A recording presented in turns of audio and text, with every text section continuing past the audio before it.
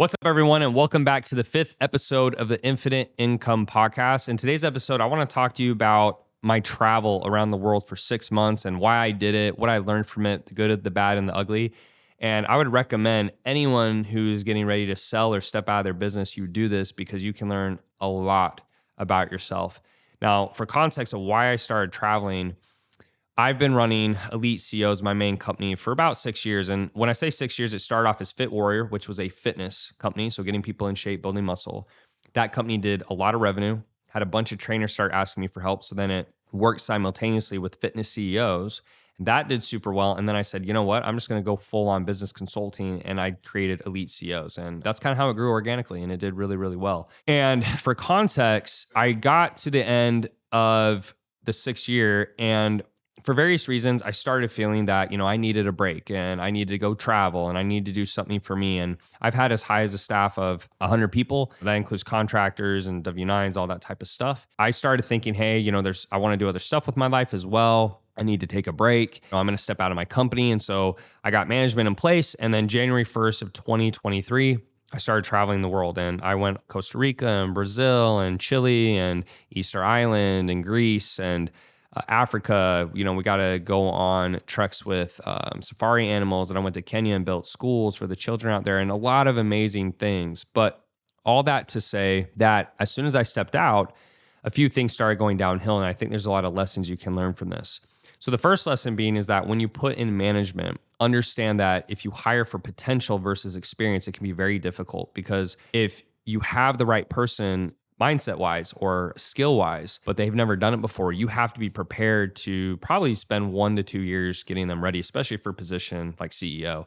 And I basically spent 2 or 3 months, called it a day, and left them kind of hanging out to dry. And I wouldn't say hanging out to dry, but when you're traveling, you're in planes, you're moving around, you're not taking phone calls, you're not shooting content as much. And so obviously I'm not around to help the company as much as I was in the past. And that obviously affected the numbers. So I think the first thing I learned over kind of like a slow death as I was going, as the company's revenue, I knew the company's revenue wouldn't do as well, but it was kind of going down, is that I just didn't put people in the right positions to win, right? I put them in management positions. I didn't train them effectively. I took things for granted that, they'll figure this out and stuff like that. And that's just a very bad way to leave the company in general. So that was number one. Number two is that as I'm traveling, all my thoughts went from helping my team and serving others to serving myself and being very selfish, to be blunt. And I never felt worse. I never felt more unhappy. I'm actually glad I went on this trip, because I left with the thought process of I'm going to figure out what next business I'm going to build, and I'm going to have time for me and really figure out what I want with my life. And that advice came from a conversation I had with 30 or so people that have sold companies for 9 or 10 figures. If you want the document, it's actually a free document. You can go to my Facebook profile, Tanner Chidester. It's actually pinned to the top. It's free.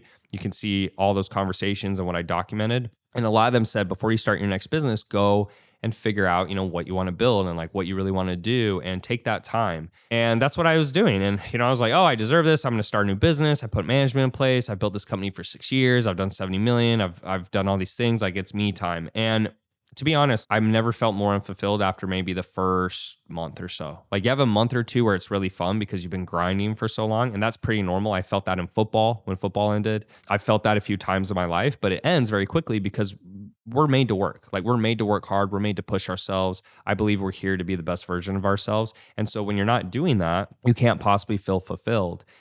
And so as I'm traveling, I'm spending a bunch of time on myself, and the company's not doing quite as well, but I'm also just not feeling good. Finally, after 6 months of traveling, after I've gone to all these amazing places, don't get me wrong, it was a great experience and it was fun from that aspect. But after I came back and I started getting back involved in the company and kind of fixing things, and I started working with another coach, I started feeling better. And I think I realized that most of that came from just serving others, helping others.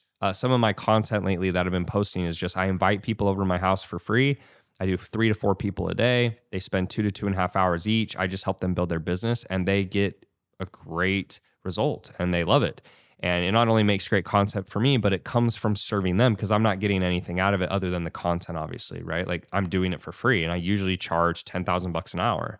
And I'm doing this completely free. And obviously, time is money. So there's a lot of things I could do. But I realize that when I'm trying to just help people, right, that when you help others and you serve others, you end up getting all the selfish things you want. So if you want a Lamborghini and you want to be a billionaire and you want all these things that you think will make you happy, first I'll tell you they won't. I can tell you from personal experience, I had a $550,000 SVJ. I think they're worth like 1.2 million now. It was fun for 6 months. I've lived in a 5,000 square foot penthouse in the middle of Miami, a place called Thousand Museum. You could probably actually, if you're watching this on a video, it's actually over my shoulder right now. That's where I used to live. Didn't make me happy. Dated a bunch of beautiful women. Didn't make me happy. And the reason it can't make you happy is because it comes from selfishness. And selfishness, in my opinion, is the root of all evil. It's not money, it's selfishness. When all you're thinking about is yourself, you're only going to take actions that serve you, and you can't be happy only serving yourself. It comes from serving others.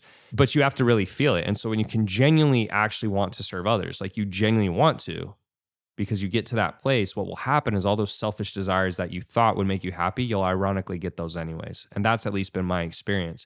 But I guess it's sad to me that it took me 6 months of traveling and my business to kind of go down a little bit, and me have to come back and fix it and step back in, and bad things that happen in my personal life, because I also made some poor personal decisions that I won't go into, but just like in my relationships and my love life and stuff like that, that it all came from selfishness. Like everything I thought that I was doing that would make me happy was all about me, me, me, me, me. And the irony is that you have to think about others, others, others to actually be happy, because you'll feel your best if you actually are honest with yourself. My happiest moments is when I'm with my friends or my family after fighting hard, like a hard day's work, and just enjoying their time and company, right? And we're just there together.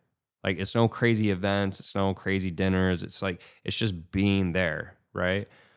And so I guess what I want you guys to take away from this episode is that I'm trying to help you shortcut your life. I don't want you to have to, build a $70 million company and step out of it and travel the world and be selfish for 6 months and let your life go to hell for you to figure out that the more you think about yourself, the less unfulfilled you'll be. The more you think about others, the more fulfilled you'll become and the happier you'll be, and you'll get more out of it. Because like even my YouTube, for example, we started posting these videos where we help other people build their businesses. And ironically, what's hilarious is that by doing that, the content gets more views, which is what the whole point of YouTube is. But when all I was thinking about, how can I get views? How can I get views? How can I get more views? The content sucked. But as soon as I said, you know what? What's the best thing I can do? And what's something that no one else is doing to serve others?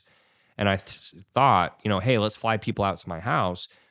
The views have gone up. The content's better. People enjoy it more. We're making more sales again. I think life is just this game where it's this paradox where all we're built to do every single day is just think about ourselves all the time, right? Especially with social media. Like think about women, think about money, think about cars, think about clothes. And none of those things, when it's all said and done, can make you genuinely happy. They might make you fleetingly happy or for a little bit, but you always need more and more and more. And that's the downside of hedonism. That's the downside of self-gratification, is it's never enough.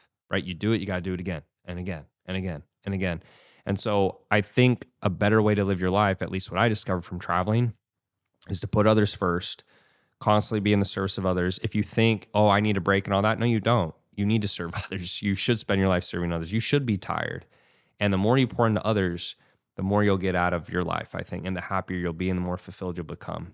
So take that for what it's worth. I hope you guys enjoyed this episode.